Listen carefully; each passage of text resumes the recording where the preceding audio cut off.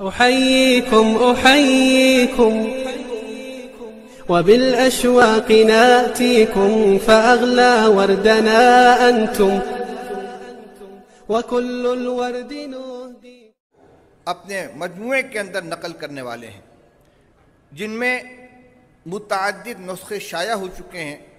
آپ کی اسی مکے کے سرزمین میں شیخ لطیف الرحمن بہرائچی اللہ ان کی عمر میں برکت عطا فرمائے، ان کی تحقیق و تخریج سے ابن خسرو اور الحارثی کے 2 مجموعے طبع ہو چکے ہیں اور ایک مجموعہ زیر طباعت ہے. یہ مجموعے ہمارے سامنے موجود ہیں اور جو موسوعہ تیار ہو رہا ہے اس میں روایات کی تعداد تقریباً 10,000 ہے. اس لیے امام صاحب رحمۃ اللہ علیہ کے بارے میں یہ کہنا کہ ان کے پاس احادیث نہیں تھیں یا موجود چند روایات کے وہ عالم تھے، یہ بالکل ایک لغو قسم کا دعویٰ ہے. ہاں یہ ضرور ہے کہ حدیث کی کتابوں میں عام طور سے جو متداول مجموعے احادیث کے ان میں امام صاحب کی سند سے روایتیں نہیں ملتی. تو اگر یہ چیز قدح کی اور مذمت کی کوئی چیز بن سکتی ہے تو سلسلہ بہت دور تک جائے گا.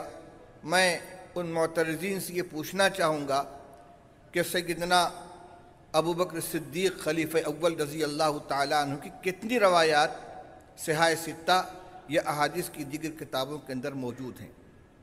میرے بھائیوں، صحابہ کرام رضی اللہ تعالیٰ عنہم نے رسول اللہ صلی اللہ علیہ وسلم کی براہ راست صحبت اٹھائی ہے. آپ کے اقوال اور آپ کے ارشادات کو سنا ہے، آپ کے معمولات کو دیکھا ہے، آپ کی شب و روز کی زندگی ان کے سامنے ہے.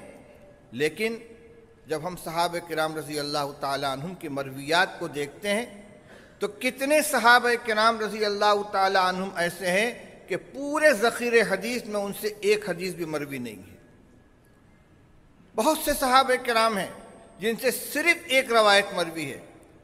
ترمذی شریف میں امام ترمذی رحمۃ اللہ علیہ روایت بیان کرتے ہیں، اس کے بعد کہتے ہیں کہ لا نعرف لفلان الا حدیثا واحدا، کہ ہم کو پورے ذخیرے حدیث میں صرف ایک روایت کے علاوہ کوئی دوسری روایت نہیں ملتی.